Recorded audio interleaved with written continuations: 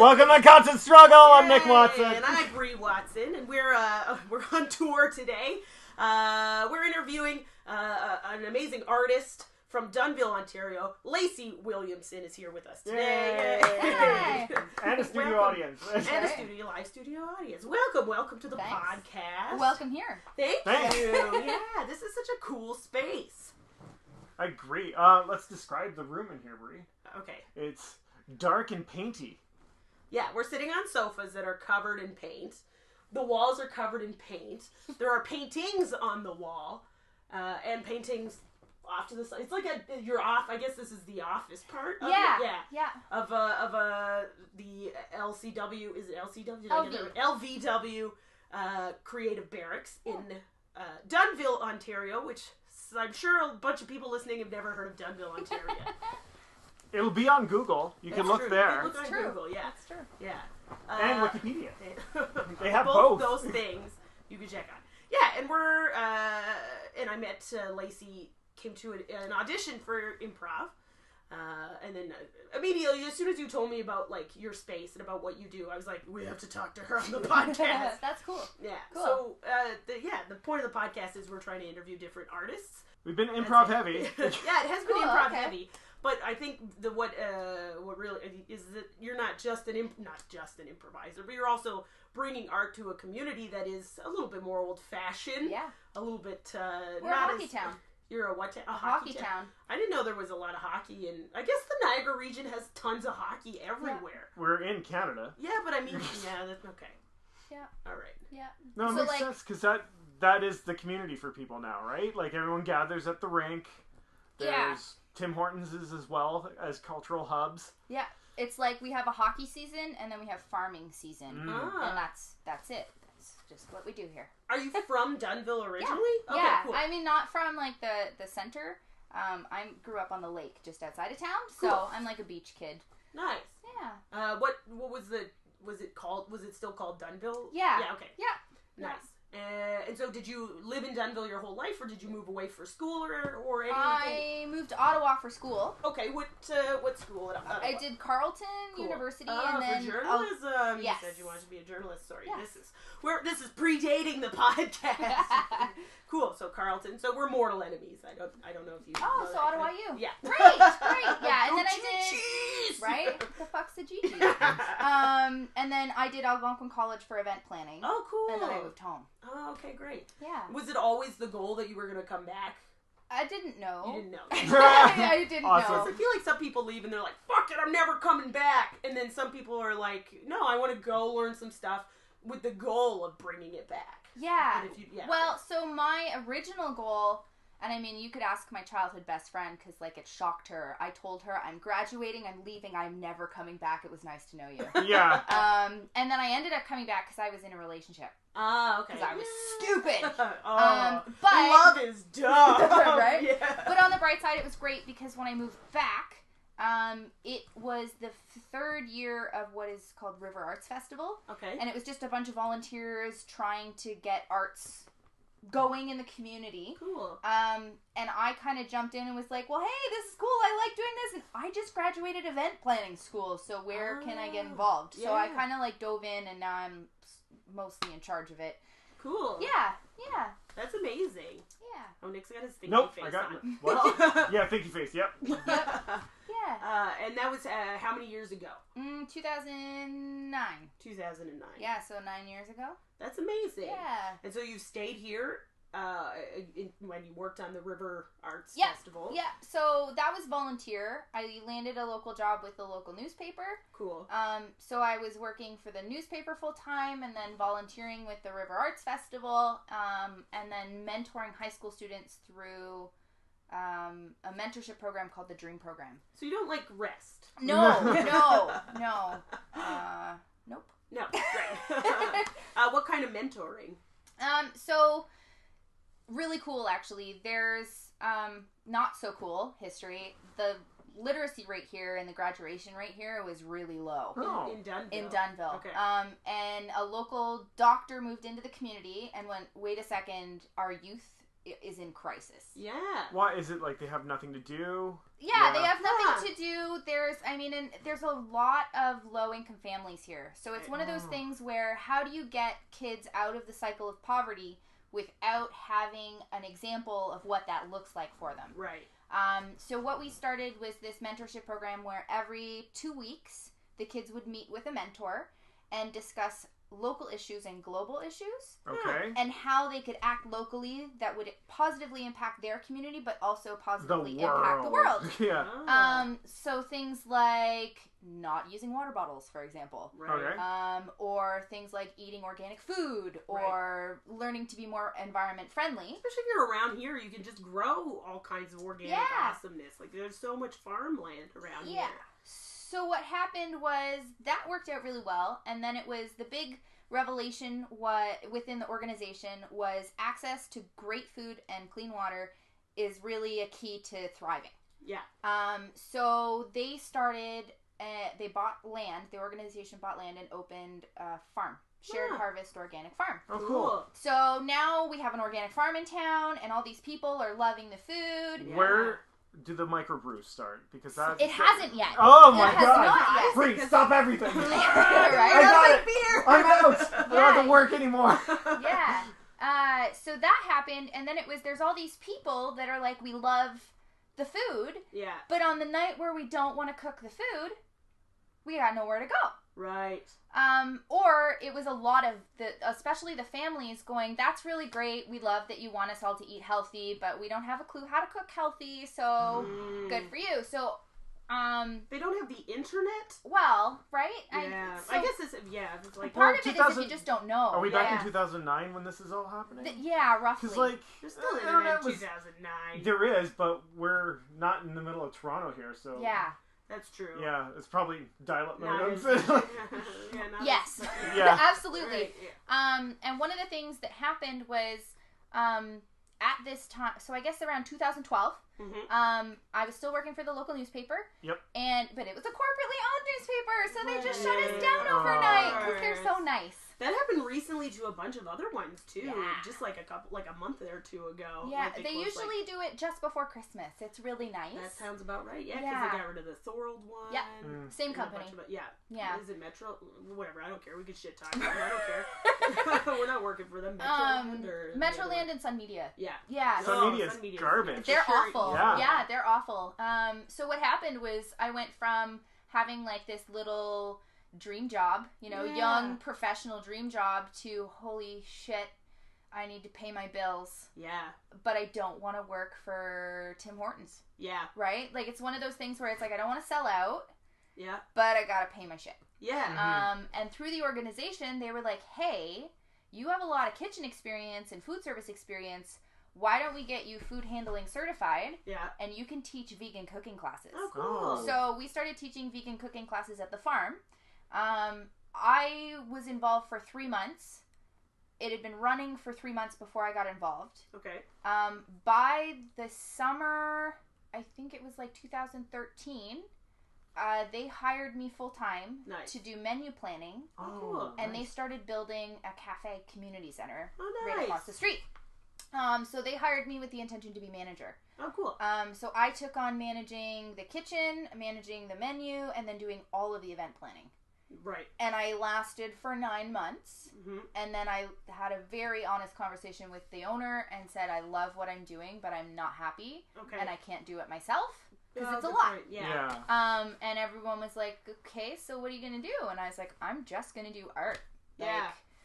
At that point, I was like, I don't care what I do, but I just need to be happy. And I'm doing this really gratifying, socially responsible job, and I'm miserable and stressed out. So I took a time out for me, and then that changed a lot.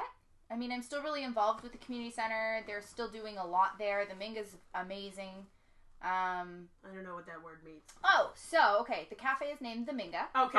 Right. Minga is a South American Mayan word. Okay. That means together for the greater good. Ah. Yes. Yeah, so the idea was that it's a space for people to come together and the idea to heal the community. Yeah. And again, like, with that same sort of evolution of the space, now it's a space for the community. All of the mentorship meetings take place there.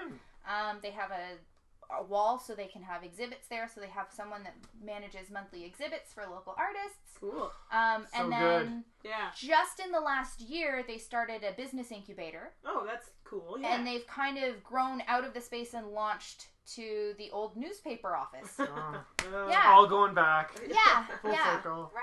Yeah. Oh, so it's man. really cool. I mean, when... Well, wait, are they going to make it into an independent newspaper, or... No. So or- there is an independent newspaper that started up in the community that's been really supportive. Yep. Cool. They're just using this space. Yeah, It okay. still has the old sign. And we reached out to them and was like, if you're going to tear this down, like, we want it. And they were like, no, it is part of the building. It is part of this community history. We want it here. Okay. So, yeah. Just like a fancy sign? No, it's just an old sign. Right. Because what was the name of the paper before? The Chronicle. Okay. Yeah, so it's just like a piece of history that people from here are like, oh, it's so important to me. It sounds like there's a lot of, like, conservative type. Oh, 100%. Yeah.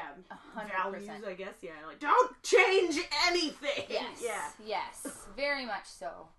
So I mean, doing a lot of this changing Yeah. really shakes people up and Yeah. gets people scared. Yeah. But it's all very positive. Yeah. You're an Because artist. it means young people aren't drinking themselves to death. Yeah. Yeah. They can- Well. Or not just staying in their homes doing Yeah. nothing. Yeah. And Or I mean, doing- so yeah. a lot of them we've seen. Like, we know for a fact the literacy rate has increased drastically. Great. We're seeing a lot of kids that wouldn't have otherwise gone to post-secondary school, attending post-secondary school. Amazing. Yeah. But what was really great is in the last, 5 years, they've recognized that there is a specific population that just isn't geared towards post-secondary school. They have this natural drive to be an entrepreneur.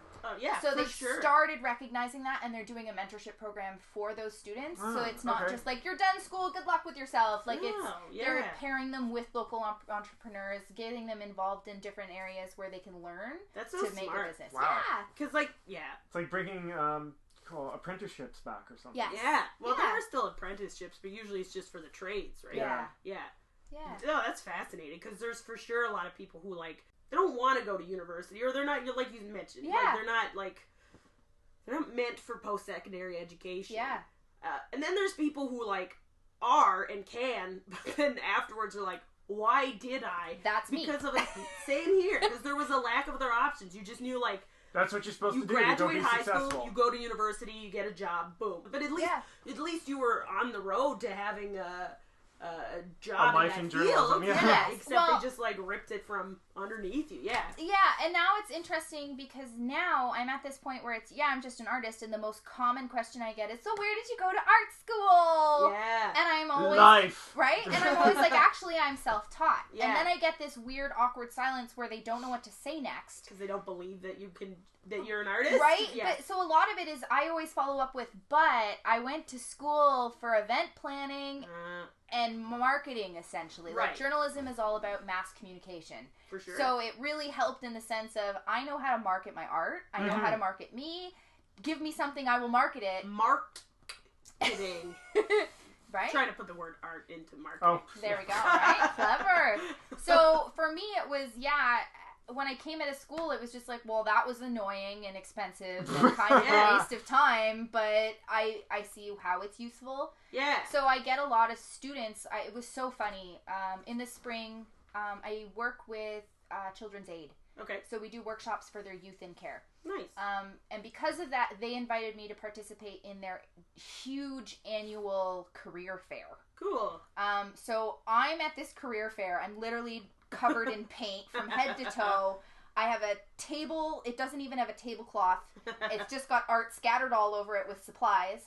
I'm beside a mechanical engineer. Huh. And I am beside 2 reps from the Canadian government. Right. And I'm like, oh my gosh, what am I doing here?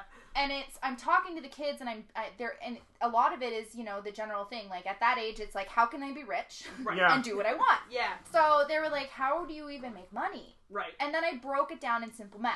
Yeah. If I teach an art class for 1 hour, Yep. and it's $25 per person, and I can seat at least 10 people, that's $250 in 1 hour. Yeah. And all of a sudden, all these high school kids are just like, whoa. Yeah. Whoa. You don't even the idea that you can make money for yourself is not encouraged No, in high school. So it was funny because Unless Well, the whole system's based on the Industrial Revolution. Yes. They Right. need you to go work in factories. to put the widgets together. Right. Yes. Yeah, I was gonna say the only like entrepreneurs are the like people selling weed at at school. I mean, they Like, smell it these too. are- Yeah. Like, those Yeah. kids have a funk. Right? And it was something for me that what really justified it was having the mechanical engineer lean in to a group of guys that I'm talking to, these teenage guys, and he goes, "She makes more money than I do." Yes! Right? And I was just like, yes! Yeah, And I I mean, do. it was such a funny way because, like, going into the career fair, I was so nervous, and I was just like, what am I doing here? Who invited me to this? Who thought this was a good idea? And then it's like, oh, I have the mechanical engineer coming in and being like, this is intelligent, this is really smart, way to go. So, like, a lot of the times it's the kids going, well, how do you do it? Yeah. And a lot of it is you got to keep working on your art. Yeah. You have to keep building your skills, Yeah. and you totally can go to art school for that if you want to. Yeah. Yeah, I feel like Every creative thing ever. Like, it depends. cinema, music, anything. Yeah. writing. You could go to school for that. You could. Yeah. My thing is that you can learn anything you want on the internet for That's free. true. And there's that. And That's there's like- that. Our brother-in-law is basically like a home renovation guy now Yeah. because of the internet. Like Yeah. from what he learned on the internet. Yeah. Yeah. So I always tell kids, figure out what your weaknesses are and take school to improve your weaknesses. Yeah. Because if art is your weakness but you want to be an artist, then take the school to Yeah. be... Because I find that school really pushes you through those things. Yeah. So for me it was, I'm successful in what I do because I'm really good at marketing. Right. And I'm really good at leveraging social media. Yeah. And I don't think I would be nearly as successful if I didn't do any of that. Of course. Versus I went to art school and I'm really great at art, Yeah. but I don't have a clue how to share it with people. It's true. Yeah. Because Yeah. I studied.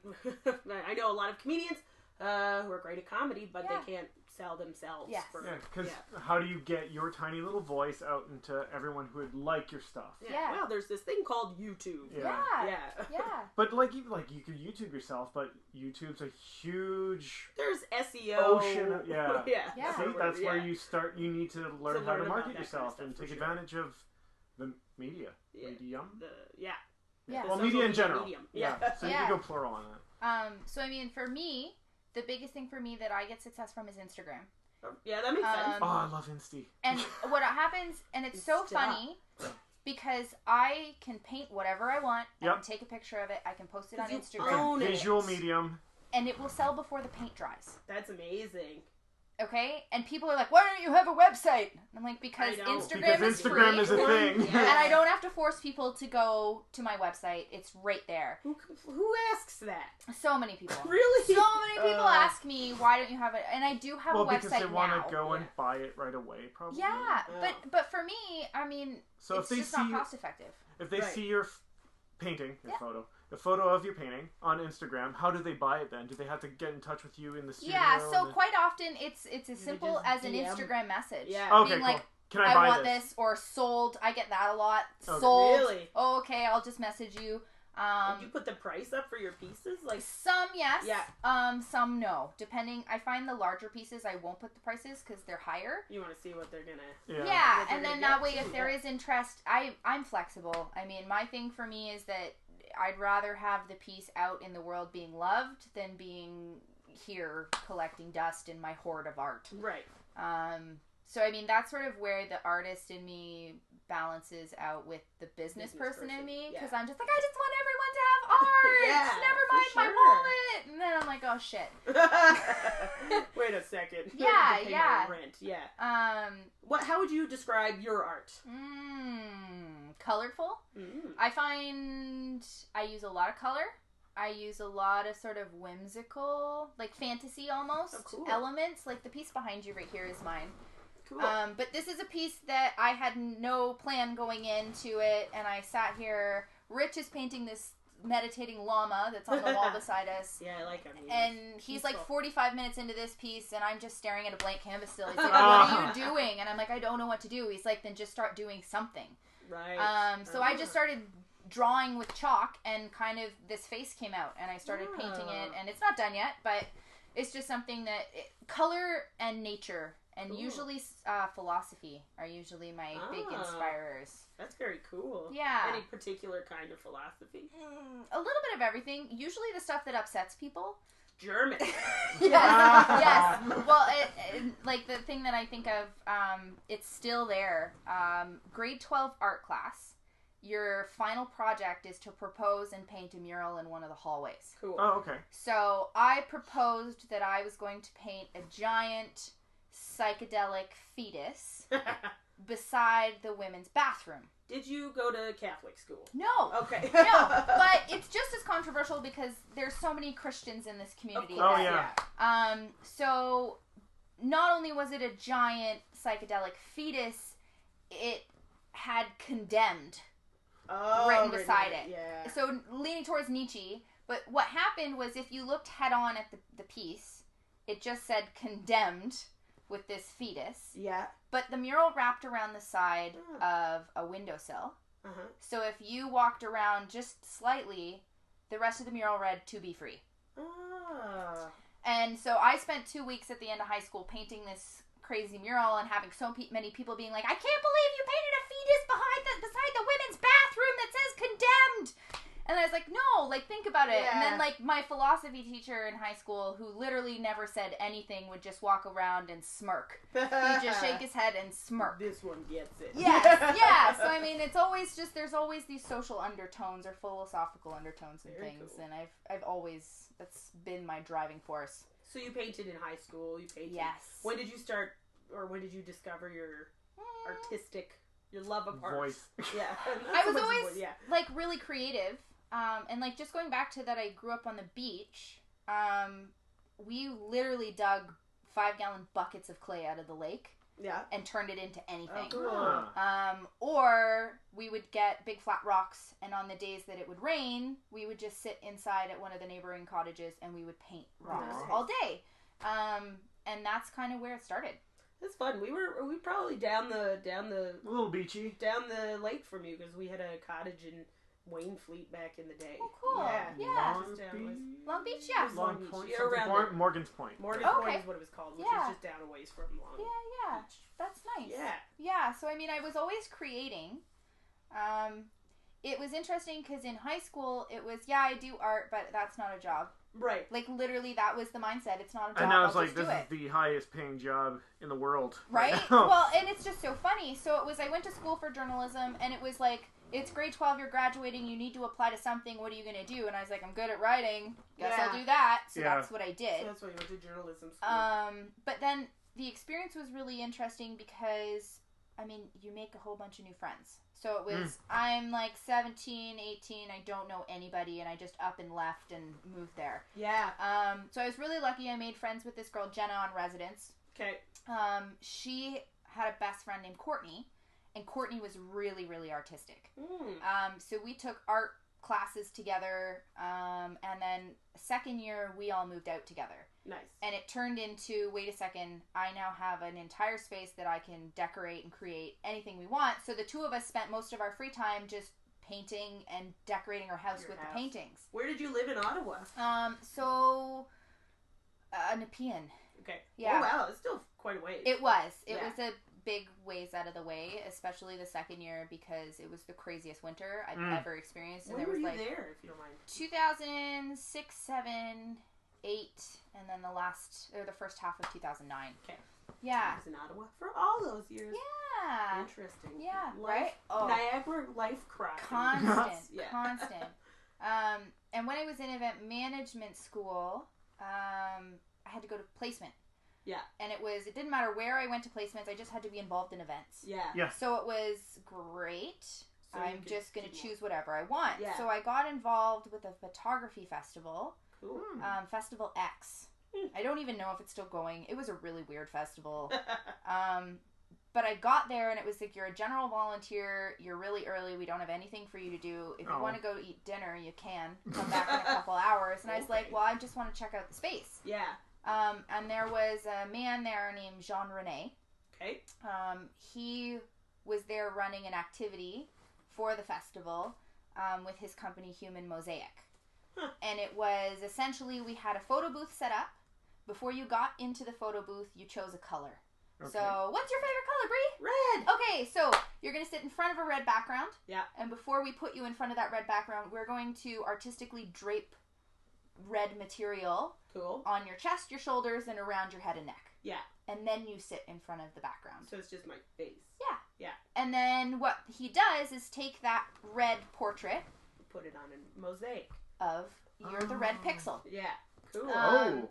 So I spent the night being his draping assistant. Yeah. And it was amazing. And he basically offered me a job on the spot. Nice. So it was, now I'm in school doing what I actually wanted to do. Event management, I always did event planning in high school. So it was a natural thing for me. And then it was, he's paying me $25 an hour. Better than flipping burgers, that's for sure. Yeah, to just drape models in clothing or be the test model during setups or just be a greeter. Yeah. So it was fantastic. Yeah. And then it was, wait a second, art is actually a career. You can make money doing art. And I started selling my paintings when I was in Ottawa. So it was like one of those things where there was a lot of things kind of simultaneously happening that were really encouraging me. Yeah. And then when I moved home, the first thing I did, 2010 for Dunnville, was its 150th. Okay. Oh, okay. So it's actually older than Canada. That doesn't surprise me. Like, a lot of places in the Niagara region are like, are like significant because of what happened before Confederation. Yeah, yeah. So I pitched to all of the service clubs, the BIA, and the Chamber that we should do a mosaic mural. Nice. As a visual time capsule for our 150th. So we had... Like, no! Well, they were actually really supportive. Oh, good. It was mostly, I think, that it was like, who is this 21-year-old who is guaranteeing to fundraise $18,000 in 6 months to make this happen? And I was like, me! So we did it, and it's still up, and it's just something where it's always just like, okay, now that I'm back, like, because after I quit the Minga, I was with a jerk. Yeah. We'll just leave it at that. He was not supportive. And it was, many people were questioning my decisions. Like, what do you mean you just quit a full-time great job to be an artist? Are you nuts? I got that. So I guess it was like April, I quit at the Minga. And August, I was single. That's a big life change. And how old were you at the time? Oh, you said 21, or was this later? That's a nice blank canvas in your life. It really was. It was a really big blank canvas. And I mean, I basically was just like, well, I'm done here. And I went to St. Catharines. Okay. My sister was there, so it was my little sister being like the good little sister being like, you can't just hide in my parents' attic being depressed all the time. Like, you have to go out and do something. People, and I just happened to meet one artist, and it was, hey, I like your stuff, let me give you a show. Cool. So, I don't know, do you know Matthew Visbulis? I do not. Super cool graffiti artist. Cool. He's doing a lot of stuff with Brock University right now. Oh, cool. And he has a show, he has pieces on display at Rodman Hall right now. Oh, very cool. So, he gave me a chance to do a one-night show. So, I did a one-night show. I met a guy, another fellow artist there, and he recommended me for a job. Amazing. And so this, like, that same year, I did the show in October. I got the call on Boxing Day that year, being offered this job to work at a studio in St. Catharines full time. That's amazing. Yeah, so it was, I did that until this June. And then really it was, we knew what we wanted to do. My boyfriend had a house in Hamilton. Okay. And this place was for sale. Oh, cool. So it was, we sold the house, we bought this place. Probably made a ton of money on that house, and because like real estate in Hamilton right now is. Well, wait, what year was this? Just like past year, 2017. So we sold the house, we bought this place. Wait, so you own where we're sitting right now? Yeah. Okay, is there living above it? Oh. It's like Bob's Burgers, but art, right? Yes. What was this space before? So this space has been many things. Cool. When we took over, it was a mystic tea room. Ooh. So it was, she did... Is that like a pot thing? No! Okay. No. She did like palm reading and fortune telling, okay, cool, and then she has like teas and mystical things. Oh, you read your tea leaves. Yeah, yeah. So that was there. She's still around. She's just down the street. And it's just, we took over the whole space, and I've been learning about the space as we go. Mm-hmm. I mean, ideally, living upstairs isn't the best, because downtown is super loud, even in a really quiet little community like Dunnville. Wow. Like, it's so loud. Where's the loudness coming? Like cars driving or drunk people or? So Thursday, Friday, Saturday is drunk people. Yep. Nice. And then any other day of the week, it's stomped up 4x4 trucks doing burnouts at the stoplight. Oh, That's annoying. that's And, small like, town. Yeah. Just recently I shared like how frustrating it is when that happens. Like, I literally visualize like electronic grappling hook shooting those vehicles and dragging them back to my window and just hanging them on the front of the building as like trophies. I've got another one. Yeah, A like, it's beautiful just art project, by the way. Yeah, Just yeah. like dangling trucks outside of buildings. I call I'd this be piece happy. the futility of youth. Right? Yeah. So it's just like one of those things where it's like, okay, but ideally it's a fantastic space for us. Yeah, we need to describe where we are, Brie. Like, Dunnville is small town Ontario. Yeah. We're in the downtown. So imagine small town Ontario, a downtown with like little shops and banks and like the building we're in right now is 150 years old. Yep. Amazing. Yeah. Lots of space On the banks of a river. tall ceilings. Yeah. Yeah, the river's huge. I had no idea. I've never. It's pretty grand. Yeah, Yes, it is. Right? French for large. oh man. Yeah. That's cool. So you were just like, okay, I'm done with the St. Catherine's thing. You had found this guy, and you're like, let's do this together. Like, you own this He's place. super supportive. Yeah. Like, and he's an artist as well. He's a creative mind. Okay. I mean, we approach creative process completely differently. I like to plan things and then dive in. Mm-hmm. He basically just goes, I don't know what I'm doing, and then he's like, I'm done, and I'm like, I hate you. It's beautiful. It's a meditating llama. I hate. Right? Oh, awesome. Yeah. Well, this one is this is like a collaboration. He Okay. told me to draw him a cartoon of something that was positive and chill. And I drew a meditating llama, so he sketched it out and he's turning it into a painting. Oh, cool. Yeah, because his stuff is very abstract. Okay.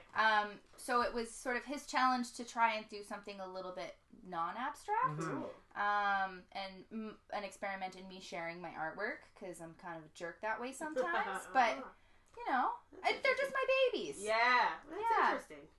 It's great that you're in a relationship where you're creatively challenging Yes, each other. yes, absolutely. And I mean, this space has been really great in the sense that we work together on it. I don't like asking for help or taking help or especially accepting if help. you're the event planner, you're probably like, I like to figure things out.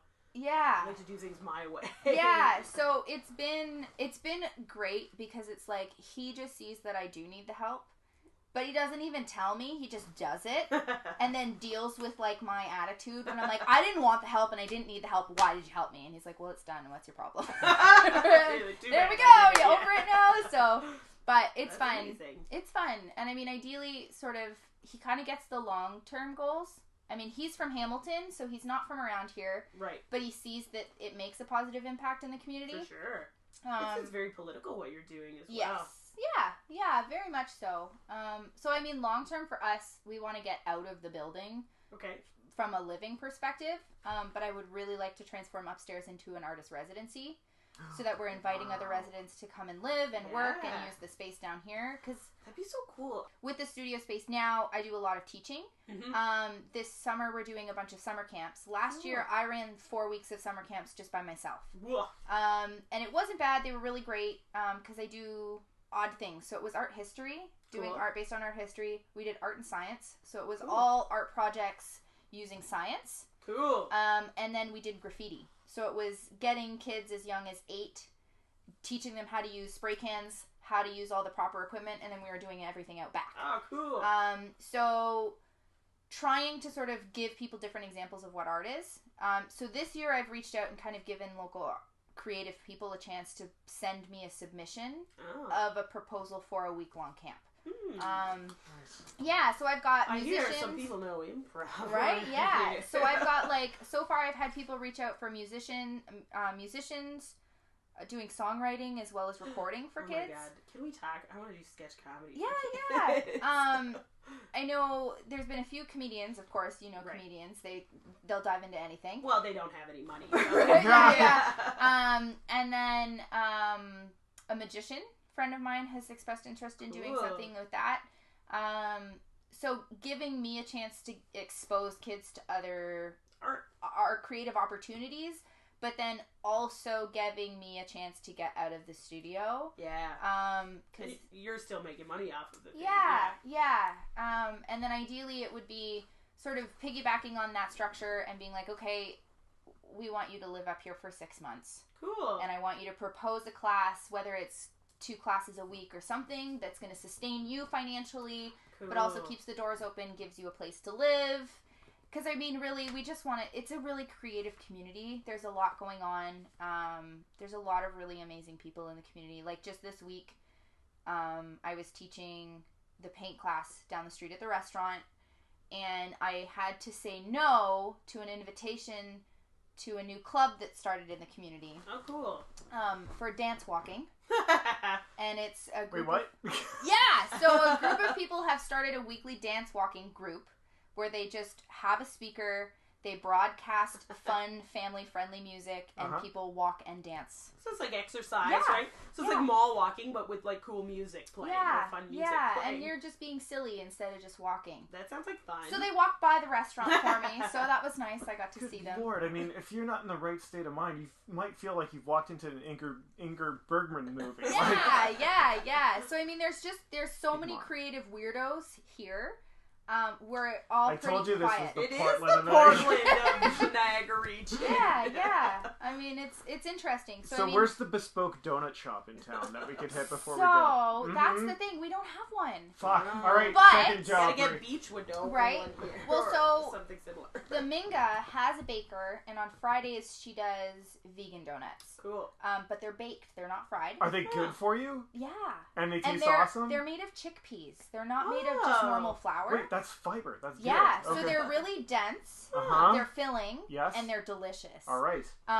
So they usually have like 4 or 5 different types, and That's amazing. like this week I had a chocolate almond chickpea donut. Yeah.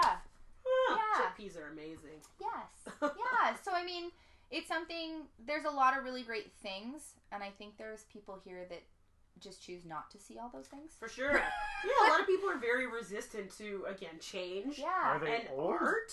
Yes. Yeah. Yes.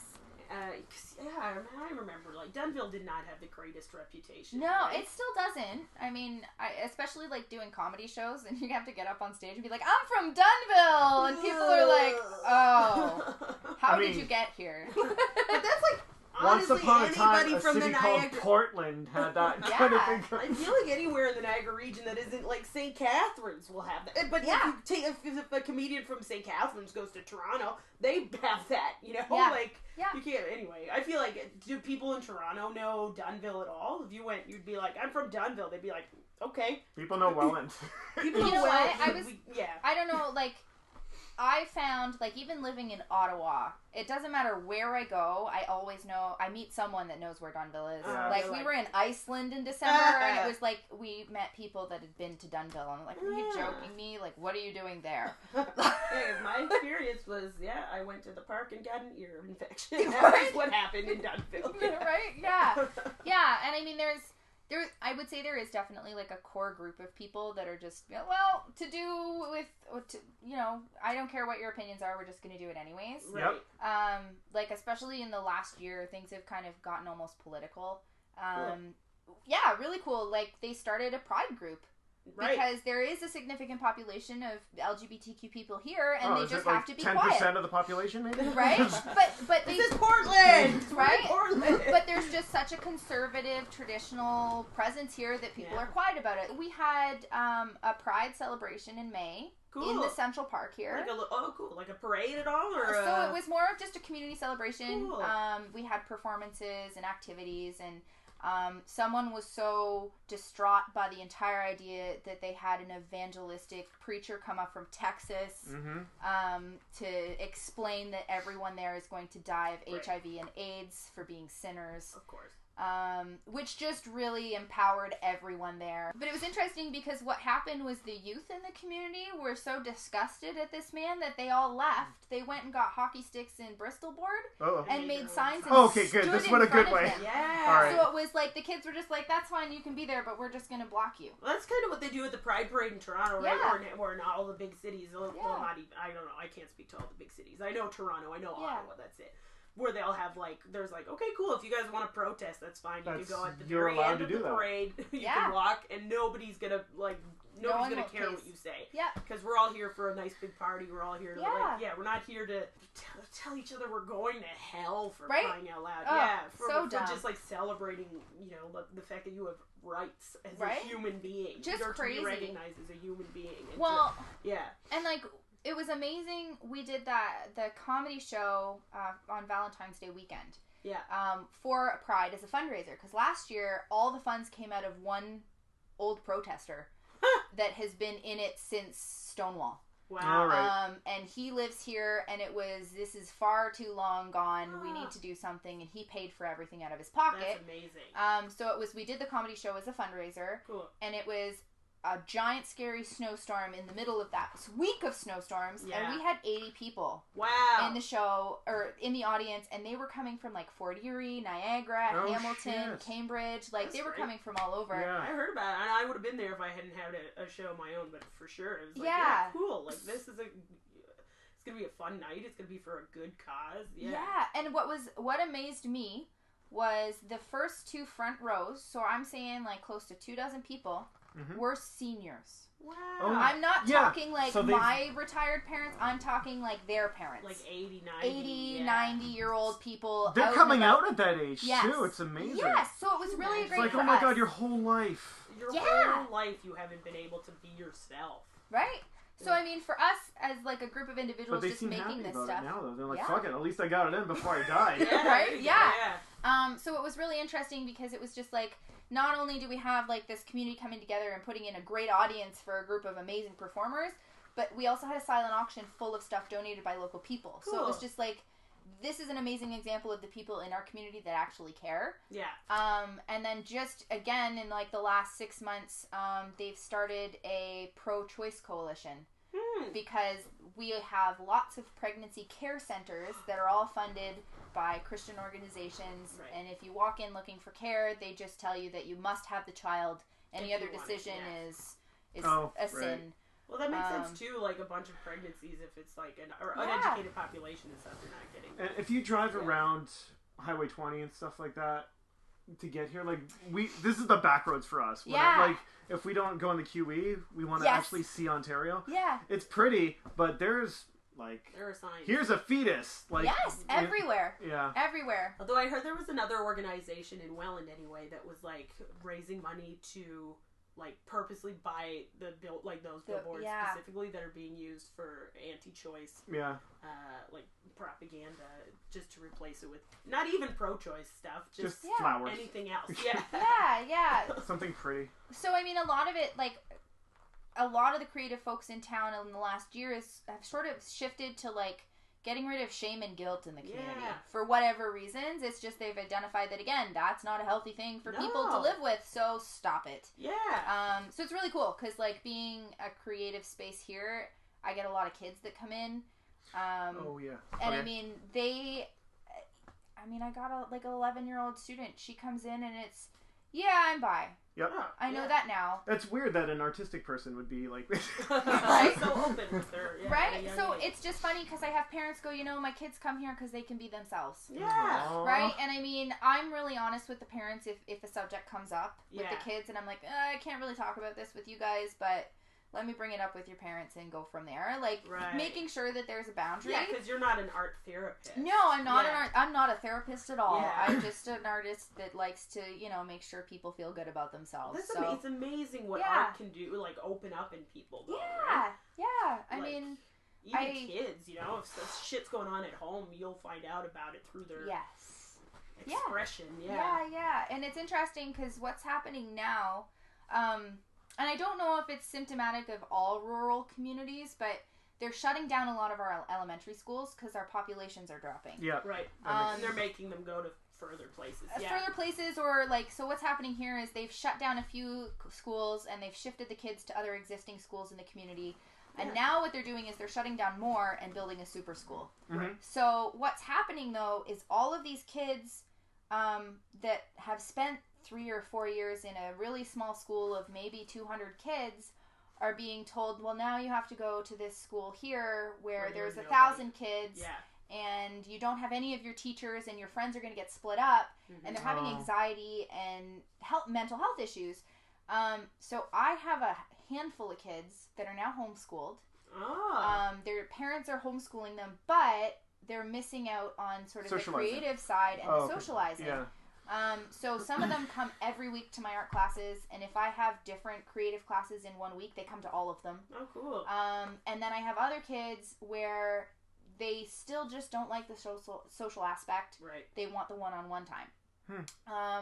And I mean, it just blows me away. I have one girl, she comes in, and she's 13. She's not very social. Social situations give her anxiety. Yeah. Mm-hmm. But at 13, she's getting paid commissions to build fur suits. Wow. For people from all over Southern Ontario. Oh my God. So her mom's like, yeah, we were in Hamilton. We moved out here because we needed her in a better school. Yeah. None of the schools are working here. She's going to be homeschooled. Yeah. We need something. I'm not creative, but she's creative. But the problem was she was going to all these other studios, and they were saying these are structured classes. She's not great with structure. She has to sit down, and she has to do what she's told, and that's what we're doing today. That's it. So with one-on-one situations like that, I'm giving the kids a chance to sort of gear their own education. That's so cool. So like she's coming in with her own ideas, and I'm going, okay, we're going to build it from scratch. We're going to learn how to draw it. We're going to learn how to paint it. And then building on techniques based on what they're interested in. That's amazing. But it's like she's coming in every week and being like, oh, here, let me show you what I'm doing this week. I'm working with silicone. I'm building foot pads for all of these weird fursuits. And I'm like, that's amazing. Like, how does she make fursuits? Where did that come from? So she likes going to Comic-Cons. Oh, I see. Like for furries. Yeah, so she's a furry. Yeah, she's okay, 13, she's a furry. And it's amazing that you could know that about yourself at 13. Yeah, wait, so... not throwing a flag on this one, just general question. Are there people that just like dressing up as furry, or does it get sexy right away? It doesn't always have I don't think it necessarily has to have a sexual There's only like a small percentage of that furries is sexy. That's like a fetish. Off on it. Yeah. All right. I hope that's really well signposted for the furry community, because that could get weird in a hurry if you're a furry. I think you would understand. I mean, like in any other situation, you would be able to pick up like when it can proceed and when not. Okay, so it's just people. It's just people. Think of it as like a Comic-Con thing. Yeah, like people cosplay, just get dressed up. Yeah, but you're a large. Some people actually hairy identify as that. No, usually an animal specifically. Okay, okay. Right? Like I'm a fox. Yes. Yeah. Okay. Cool. Dina has a roommate. My friend Dina has a roommate, and he's a furry. And he's got a cat suit. Okay. And he like feels like a cat. He identifies as like a cat especially when he's like in it, right? Yeah. And it's not about like sexy stuff. No. Okay. Yeah. Yeah. It's true. It's like role playing games, kind of that kind of stuff, right? Yeah. No, I just always go sexy on that one. Like, I think that's the I think that's like the general stereotype. But I could see the fun in just like, no, we're playing Star Trek tonight all night long, and it's not going to get sexy. No. Yeah. As cats. Yeah. And I mean, I can see where that comes from. That was sort of society. My connotation, and I mean the stereotype towards that. Except a few years back, I went to Nuit Blanche. Right. A friend of mine, her name is Kitty. We go out every year and we just dress up ridiculously, however we feel, and we just go out for warm, hopefully. Yes, very warm. If it's face paint, masks, whatever, we just dress up. So this year we had dressed up with masks and finger lasers, and we came on to a massive group of furries, and she decided to ambush them with her laser gun. Pew pew pew. And this random fight broke out between us and the furries because some of them had laser pointers. So we were having like this laser battle against humans and furries in the middle of the street without any conversation whatsoever. And then it just broke up and we went our separate ways. And I was like, that was the best thing ever. Like, so that just happened. What just happened? Yeah, I don't know, but it was great. Yeah. So I mean, it's that just reminds a me of community flash thing. mobs. Do you guys remember Yes. that? Yeah, I remember Flash Mobs. Yeah. I had a pillow fight Flash fun. pillow in fight. the middle of Edinburgh, like between the National Gallery. Yeah. It was like Braveheart with pillows. That's It was great. amazing. That sounds epic. Sounds epic. Yeah. Okay, yeah. so she makes these furry costumes. Yeah, so she just makes fur costumes. Yeah. But it's just, it amazes me that this 13-year-old kid has figured out how to make money. Yeah, 'cause Doing those things art. cost a lot of They money. cost a lot of money, and it's her parents get her what she needs to get. If that means that they got to go out of town to get the supplies, they go. That's nice of them. Yeah, but I mean, it's just amazing. So it's like, for me, I'm like, okay, you're only 13. How can we teach you how to leverage this so that you grow up and just do this? Yeah. Right? Like, whether it's building costumes, whether it's doing specifically fursuits, but, like, there's opportunity for that, right? For sure. So for me, it's always just being like, okay, that's your skill? Cool. Let's show you how to make money off this skill. Yeah. Everyone should be an artist. I think so. At least, like, Well, if not, like, as a main career, then definitely as a, like, a pastime. Like a creative outlet. Yeah. Exactly. Yeah. What? it's not for everybody. No, it's not. It's not. And I mean, it's interesting. So, like, my boyfriend runs a roofing company. Ah, okay. Like, he's a roofer by trade. Right. There's some art to a good roof. That's what he will argue, 100%. I can see that. Yeah. And then, you know, we sit down here, and it's like, if you look over here, we've got, like, a whole bunch of musical stuff. Yep, right? I did So, notice like, that. For him, I do like your 808s. He plays around with music a lot, and again, it's just experimenting. A lot of his stuff is very experimental. But again, it's just being in a creative space. Yeah. Right? I mean, today, because we're recording, it's quiet, but normally we have, like, A noise band. noise band, or, well, I mean, it's usually, like, club music. Ah. Like, it's usually, like, house music, yeah. Oh, man. And it's funny, because grannies love it. Like, little old ladies come in and go, oh, this is fun. This is fun. Like, I of can course feel it it in my booty. is. Yeah. That's amazing. I'm Yeah. like the opposite. I need, like, quiet. And I wonder if it's because... Oh, for your creative process? All right, when it's like when I'm doing the business of art, Right. But and it might be because when I'm on stage, it's so loud and chaotic and that kind of stuff. Yeah. So it's like I need like the opposite to be able to focus, to be like, okay, like what do I have to do to prepare for this week, or what do I have to? And it's just like I sit inside, like so much so that like if Dan's watching TV in the house, I'll be like, can you watch it in the basement? Yeah. Like the idea of hearing anything about like the news going on while I can't I'm have working. language. Oh, Like, okay, just yeah. music is fine, but yeah, if... no, When I you're can't writing. deal Nick with writes, words. by the Yeah. way. Okay. I'm Yeah. So that's the idea. The idea is that we're both creatives trying to get great. trying to get with shitty day jobs. Yes. Well, at least I do right now. well, I used to, yeah. So when we started the podcast, we both had 9 to 5 jobs, or yours is a 7 to 3. Yeah. And we both had so these day jobs that we had to deal with, but we also wanted to work on our creative endeavors as well. Right. So Nick wants to be a writer. I wanted to be a comedian, or I am a comedian. Yeah. and we wanted to like talk to other creatives about how they manage this balance between art and work. Right. And so far, the only people making money are the visual artists. Yeah, it's true. I don't know if you know Boxo, right? Yeah, I know so he's him a well. good pal of mine. Yeah. What do you think is your biggest creative struggle, or do you struggle creatively? Do you find? So my struggle, I suppose, is the balance between creative freedom and financial freedom. Yeah. Because for me, I make all my money teaching, right? Yes. Predominantly. Mm-hmm. When I was teaching for the studio in St. Catharines, I was teaching full time. I was creating a lot. Like, so really, we only taught classes from 4 to 8. Yeah, but full time, that's a humongous It's a big chunk of your time. day. Yeah. So the hours before 4 o'clock, I was at work. I'm prepping class examples or working on things, and I was doing the creative time.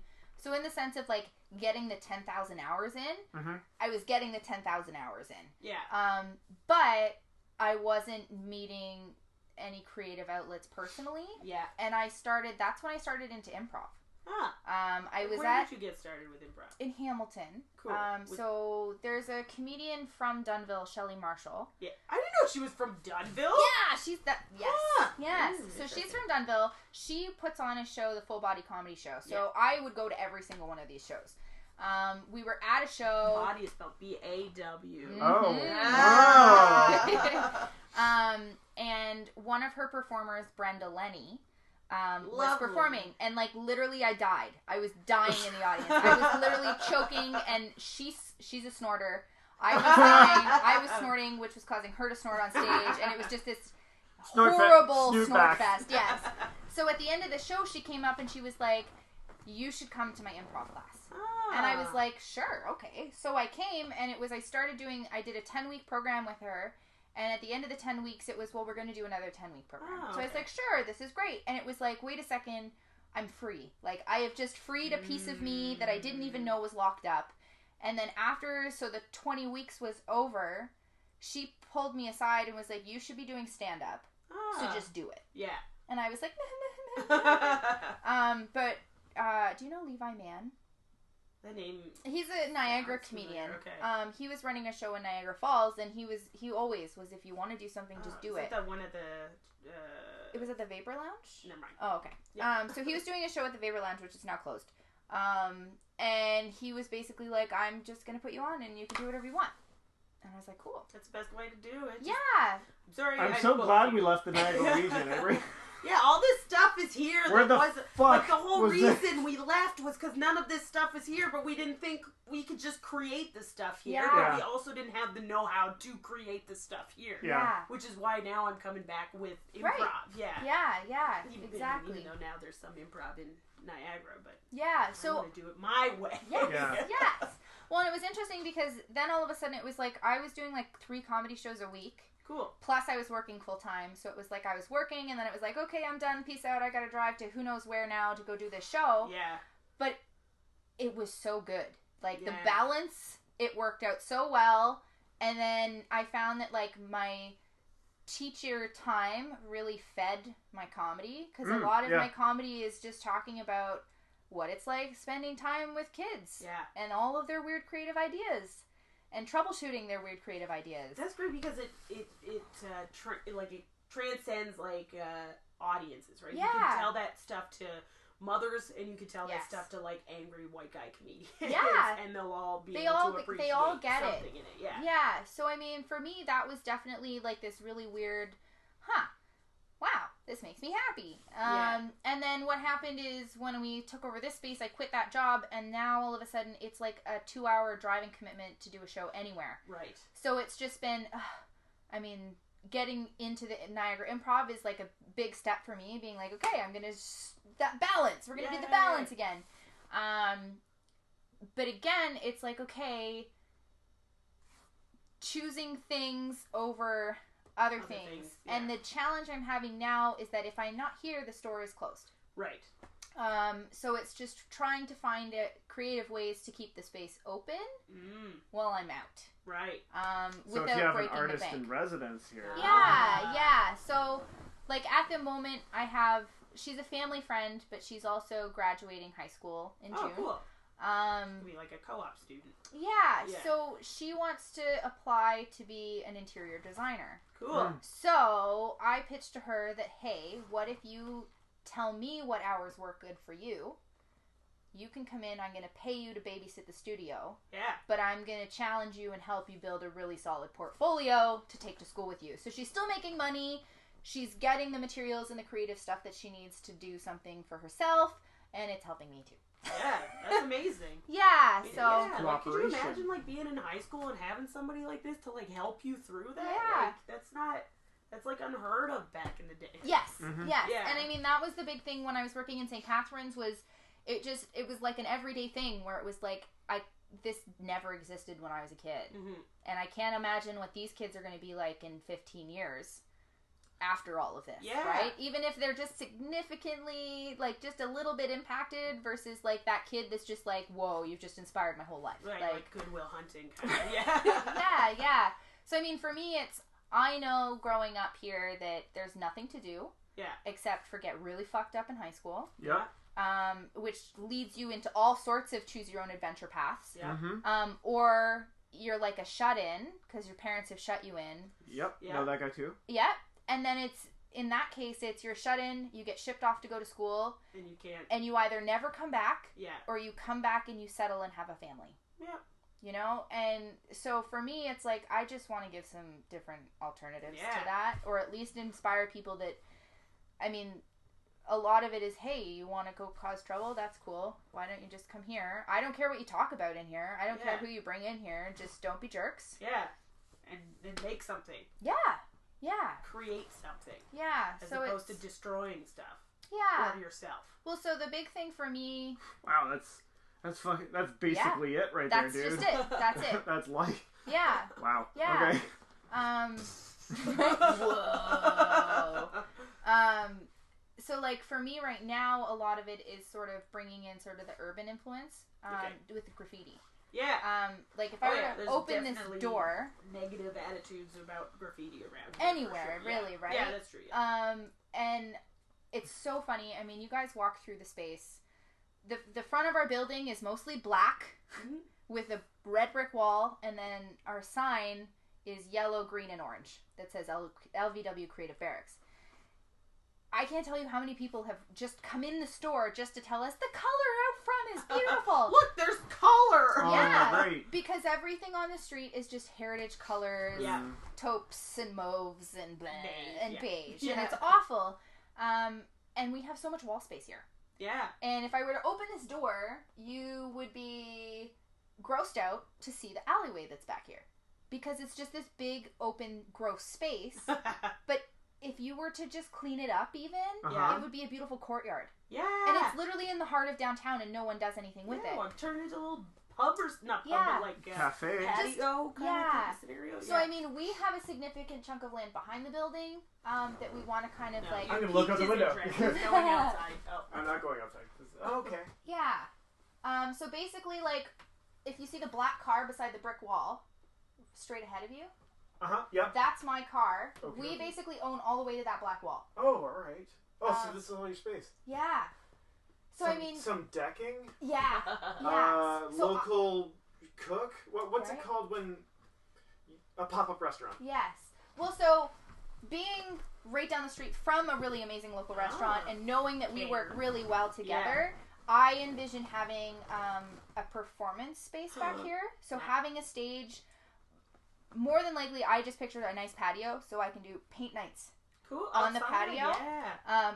And outdoor workshops, but then also having performance nights, right? Yeah. I mean, you have a beautiful outdoor space. Yeah. If we can keep the crackheads quiet across the alley, that would help. But, I mean, it's ideally, my argument is if you just clean it up and light it up and make it a welcoming place. The crackheads won't want to go there. They don't want to hide back here anymore. We want it quiet for our crack. Could you please turn the lights not enjoy life? Yeah.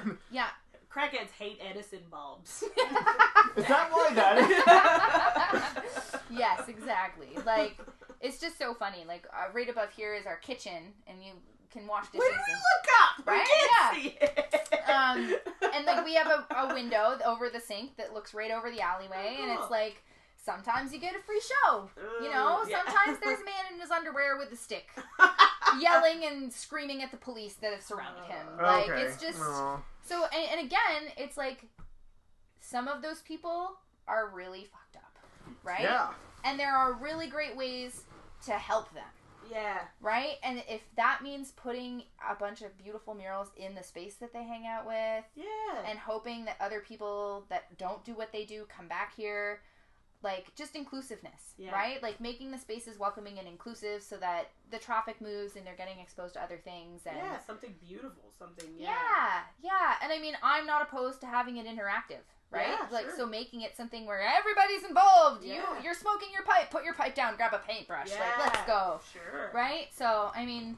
Do you think that you had to go away to get this knowledge in order to bring it back here? For me, I will say that there's definitely an outside influence, but at the same time, I will say that I have always had this weird, rebellious spirit. Cool. I think I've always attributed some of it to the fact that my uncle lived in Toronto, and I was interested in stuff. So he'd pick me up sometimes, and I'd go to spend a weekend in Toronto every now and again. Yeah. But my family didn't really travel a lot. Like, we went to Florida when I think I was 5, and the transmission blew in my parents' van, and my dad just, that's enough. We're never going anywhere. I fucking hate America. We're never, fuck Disneyland, burn down Florida, like, just hates it. They'll just burn themselves down eventually, yeah. But then at the same time, like, when I was in high school, I was watching 2 things happen. I had a lot of really talented friends doing music. And I had a lot of really talented friends doing, like, graphic design and stuff. And then I had a lot of people that were just partying and getting fucked up. Right. And I kind of wavered in between the two. Where it was, like, my conscience was like, this is a horrible choice and you're going to be in trouble. Right. But then it was like, it's fun! Yeah. It's so fun! But have you tried? Right? Yeah. But at the same time, I was still in touch with all these really creative people kind of not getting pulled into that. Yeah. So I feel like it was 2003 was the first year. I found out that if you just printed off an application from the county, you could rent the whole park. Oh, cool, including a stage with power for $30. So amazing. at like 15, I just printed it off, I filled it out, I dropped off $30, and they handed me the key. That's amazing. So you didn't even have to be legal age. I wasn't even legal age to sign anything. So, and they probably didn't know that because they had no FaceTime with anybody. But that's a good point. So I basically booked out 11 solid hours of music. Cool. And it was at the time of MySpace, so it was I gave my friends the first chance, and then it was I just handpicked MySpace bands. Cool. And it was we're gonna put on a show, and we called it Midsummer Breakout. Nice. And that was the summer Dane Cook played in Dunnville. So it was like we had all of these bands performing. They called me that night. Yeah. Okay. Right? Yeah. It's a MySpace joke. Is that where Dane Cook got? Oh, I didn't know that. Yeah. I did not know that. He so it was like about Dane Cook. I do. We had It's my thesis. Oh Jesus. I'm sorry. So it was like we booked out bands from all over. Like that was around the same time like I was getting like the ceremonial snips to come play in Dunnville all the time. Man, I went to school with most of those guys. Yeah. Fonthill, the Unibrows. Cool. I don't know, okay. I know, I've never heard of them. Oh, they were so good. Yeah. Were they punk? The Snips? The kind of like Snips ska-ish. were like metal. Yeah, ska metal, yeah. Nice. Because they had a horn section and stuff, yeah. Yeah, and then I'm just trying to think, the name escapes me. They're on 102.1 now all the time. They were a band that came out of Welland, and it was like, they were supposed to play in Dunnville once, and it was like someone died in the family, and it was like they backed out, and then it was like the next summer it's like they're famous, and I'm like, oh fuck, like come on. So it was we did all of that, and then it was I had a friend that did sound, so it was like a friend of mine did sound. At the time, another friend of mine, his older brother ran a skate shop and t-shirt business in town. Cool. So we printed Midsummer Breakout t-shirts. Nice. I had one of my graphic designer friends make a sweet logo, and then it was like we did it 3 summers in a row. Cool.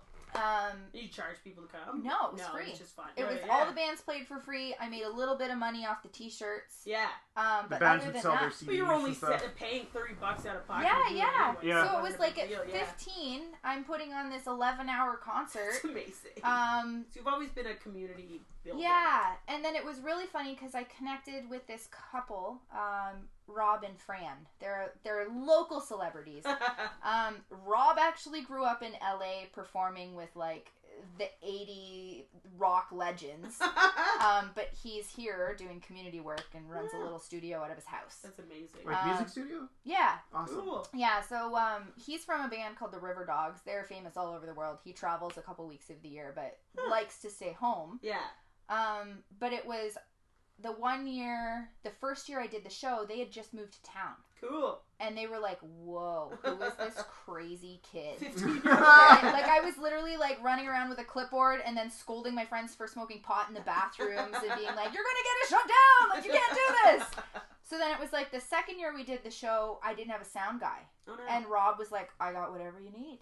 Let me do it. So I was like, this is amazing. And then the third year we did it, there was a kid I went to high school with. His dad was in a band in Hamilton. Cool. And he was like one of those legendary Hamilton musicians. He's been in all the bands. He knows all the people. So it was like, okay, let me get you onto all the radio stations. So it was like, cool. I'm like 17 going in and being interviewed on radio stations all over the place, promoting this ridiculous show. That's amazing. Like, yeah, but it was just, that was that point where it was like, oh, wait a second. Like, this is, I can do something with this. Yeah. You probably also learned like how, like, oh, all you have to do is talk to a person, and then they can open up some doors for you. Yeah, and then so when I was in school, it was like my first year in university for journalism was the first year Facebook went public.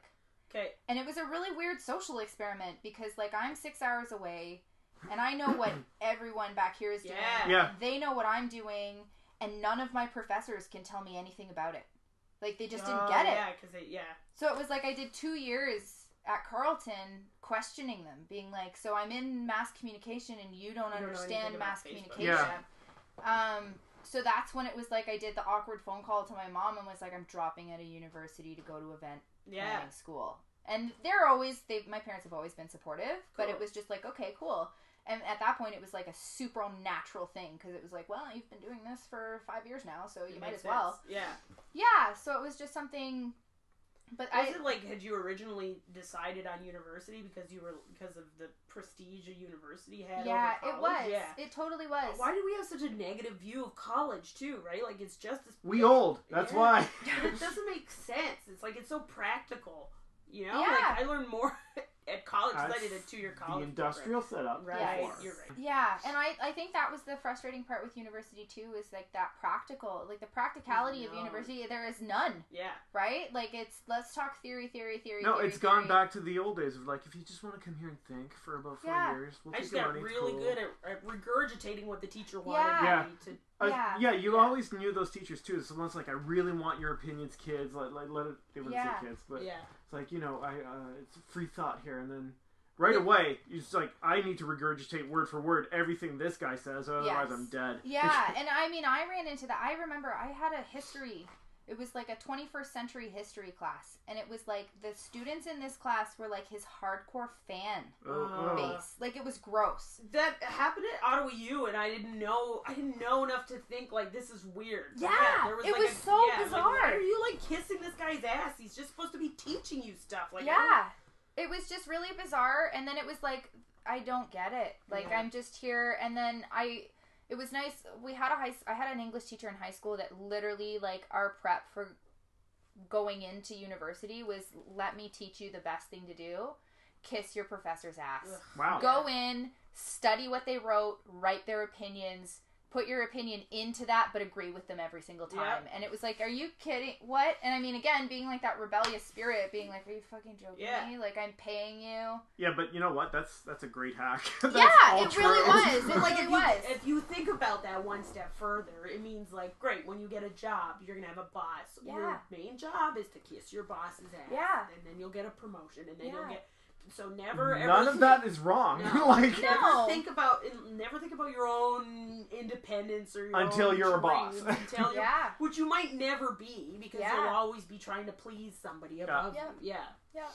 It's like constantly being reinforcing that you should not be the leader. Thankfully, capitalism's about to collapse, and then no, it's not good. It's gonna go to neo-feudalism. So hey, I'm gonna get good at some. Yeah, you need a trade I want to be some kind of something smith of some kind. Yeah. So it's just interesting. I mean, the trends, and then like I know before we started anything, we were talking about just how out of touch necessarily the Niagara region is with something like social media. Yeah. Like it's just so widely grasped and used, and it's like... We probably dodged a bullet. No, but for promotional stuff. Oh, right. Yeah. If you're just trying to sell your business... Yeah. If I'm I should be able to like look up a restaurant. Do I want to go to? Yeah. In the Niagara region, like it's only like starting that egg now. place we went to today. Yeah, well, I don't know. Do they have a? Probably. Like I saw a firsthand example. So I worked for the newspaper. Yeah. And the second the second year I was working for the newspaper, I went into the River Arts Festival, the festival that I help with an entire marketing plan. So it was, I sat down with our editor and I was like, you agree with all of this? Cool.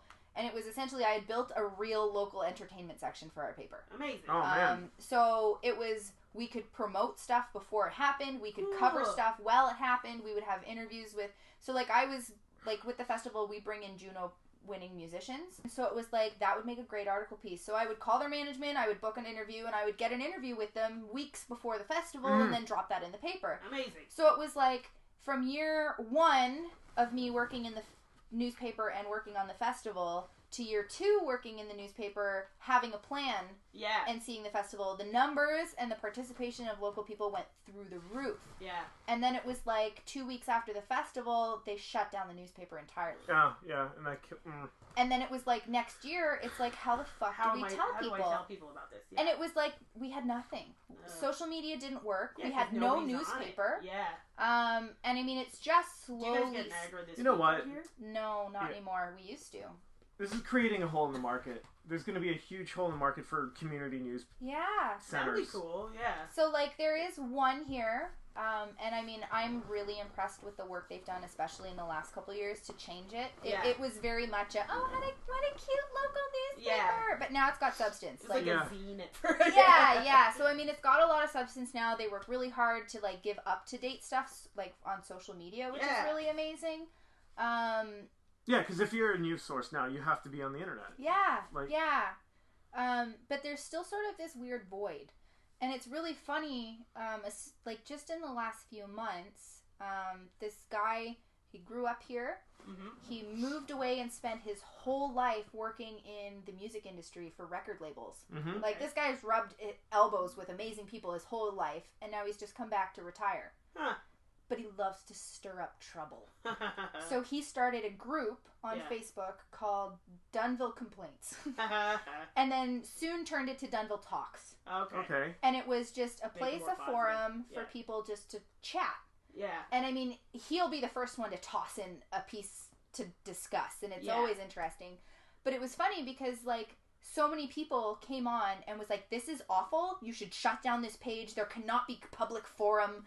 Like, and it was like, are you kidding me? This is the first time our community has ever had a public forum. Yeah. Like, what an amazing thing. This is democracy. Yeah. In action. Yeah. But it was just so funny because there's just so many people against the idea of people sharing their own opinions. Yeah. So, like, I bounce around a lot, right? Yeah. So, like, just in the last week, one of the Brock Facebook pages shared a post about the Welland Bridge and how it's lit up. Bridge 13. Oh, Bridge 13. Yeah, Bridge 13. So I was like, so I just shared it on the Dunnville Talks page and was like, when will we light up our bridges? Yeah.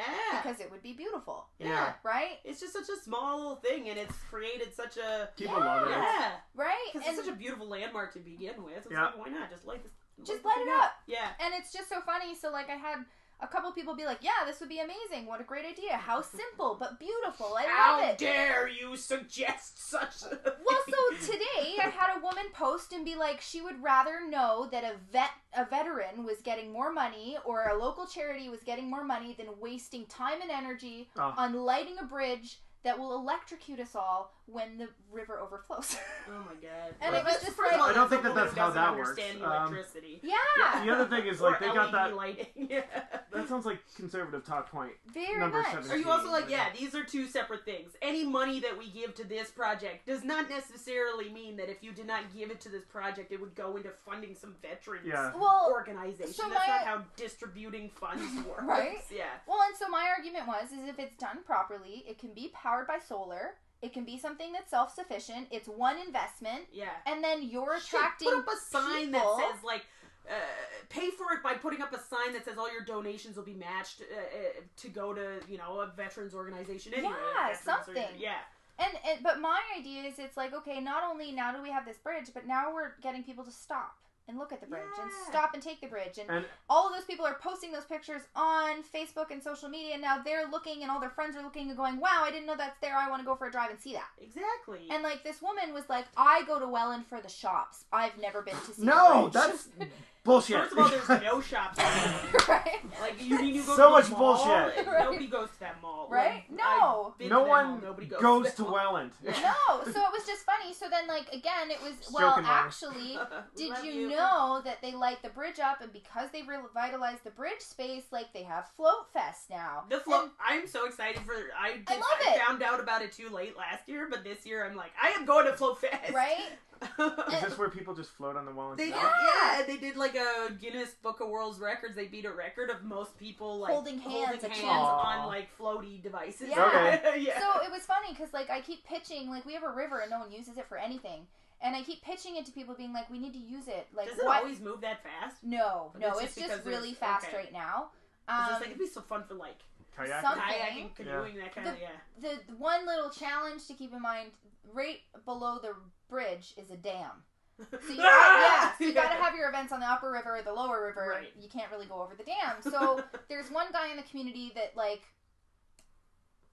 to describe him nicely, he is like the pyramid scheme president of the world. Like, he can talk positive with every empty catchphrase you can think of to motivate people, and it works. Like, he really does motivate people, but I can't stand to work with him because it's just empty. Like, his speech is just empty. So I said to him, you keep trying to do all these things, and you're not even utilizing the local history, the local culture, the local environment. Like, we're on Six Nations land right now. Yeah. Like, this is supposed to legally be indigenous land. Oh, shit. By a treaty. So, like, in 1812, the agreement was 6 miles from each side of the Grand River, from mouth to source, is yours. Is who? First Nations. First Nations. Okay, cool. Yeah. And then we just went, ha ha ha, you believed us. Kidding. Oh, that's cute. Yeah, so like, we're living on land that's not even ours, but we don't even acknowledge that. Yeah. We don't do anything to do with Six Nations of any kind. And then it's like, you see something in St. Catharines, like Celebration of Nations. Yeah. And it's like, holy fuck, this is amazing. I was in Hamilton last night, and before the show even started, they're like, we wish to acknowledge. A land acknowledgement, Yeah. So, like, something like that where the group of us have been going, okay, that's important. We got to do that at the beginning of our events. Yep. So, like, we do a land inclusion, or a land acknowledgement, and then a social inclusion statement as well. Great. But it's the idea that, so I said to Pyramid Scheme President of the World, I'm like, hey, something like Float Fest in Welland. Yeah. You have a depressed community of a failing economy. Yeah. But we have a river and a bridge, so we're going to just let people float in it, and they're going to be happy. You know, in Sarnia, there's a thing where people just, like, jump off a rock and just go floating under the bridge, like, it's like an activity that people just do. Is it dangerous? I mean, it can't be that dangerous if that many people do it. Yeah. No, that sounds awesome. It's like Chippewa, right? Don't jump off the bridge. Yeah, Chippewa, you just jump off the bridge. Man, there's signs everywhere, but don't do this. It's like, that's a good idea. Yeah. I mean, everyone looks the other way. If you wanted to. Yeah. So it was like, I pitched him. I'm like, Welland's doing this thing where, like Float Fest, and they just broke a record, and it's, we're going to do that. Right. You and me, we're going to do it. We're going to do Float Fest. We're going to start up here, and we're going to float all the way to Port Maitland. We're just going to shut the whole river down. And I'm like, what about the dam? Yeah. Oh, I didn't think of that. Yeah. And what about the shipping route and all the fishing routes? Like, you can't just shut the river down. No, that's my thing. Like, let's be practical here. Yeah. But, like, why don't you have a floating barge with a stage on it like Welland does? Yeah. Why don't you have a barge with anything on it like Welland does? Listen, it took Welland a long time to get to this point as well, right? Yeah. How did that happen? James Takeo, I bet. Right? I know. Blame him for everything. Yeah. It's so great, though. I think it's like they... when they built the new city hall and the new library, it seemed to be like a little awakening of how we could revitalize Welland a little bit. And I don't know if there's any association with this, but I feel like around the same time there was the 200th anniversary of the War of 1812, and there was money coming into the Niagara region from the government. Yeah. But conversely, they lost one of the mills and John Deere around that time as well. Yeah. We don't have John Deere anymore? No. I didn't know. Yep. And I was away for a while. Right? Yeah, so it's interesting to me because, like, what's happening here from, like, a municipal government level is a lot of controversy. Like, just across the road from where we are now, there used to be the old arena. Yeah. And they condemned it, they tore it down, and it's just a big empty vacant lot. They built the arena someplace else. Okay. Yeah. But the farmer's market was still there. Oh. And it was, well, we want a bigger, better farmer's market. Why not? Yeah. And so there was a huge public consultation where it was, well, what do we do? Are we going to use the space as green space, parking space, development space? And it was like, people were at war. Oh, man. Because green space means they might have events, and that means the people live near there might have to listen to loud things. But they've built, or they are building, a beautiful new farmer's market with interior space and exterior space. So you can do it in the wintertime? Yeah, which is great. And then it's like up the river we have Cayuga. Right. And the municipality as a whole, each little community has like a satellite office, so you can go pay your taxes in your town. Oh, cool. Essentially. So what's happened is they've said, no, that's a waste of money. Right, they're going to centralize. We're going to centralize everything, but instead of just moving it to the giant administration building that's already on historical land, we're going to destroy it and build a brand new one and sell off all of the historical land that we own. And all the community members are going, no. Yeah. Like, I guess unless the building is like beyond repair. No. Yeah. But if not, like, who cares? Like, usually you can, if it is, there's ways you can maintain it. Yeah. There's ways you can keep it. So it's like, what they're doing is they've proposed to move the library from its existing location to a new location, and no one in the community wants it there. Because the original location is in, like, the community square. Oh, okay, right. Yep. They want it there. That makes sense. Yeah. And then this administration building, someone did a bunch of digging and found out, like, the financials of this is just absurd.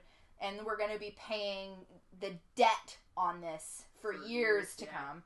And it's like, why? Why do you have to do any of this? So there's a lot of, like, political movement from the community trying to dig up information and fight it, and the municipality's like, we're gonna do it anyways! Well, it's all in the name of progress, and everyone in the community is going, well, if you want progress, why don't you do this? Yeah. No, you should modernize what's already here. No, you should look into those people on the council and what construction people they are related to. That's exactly it. And we already know. Yeah. Like, that's the thing. It's all corruption, it's all somebody's gonna need to run against them.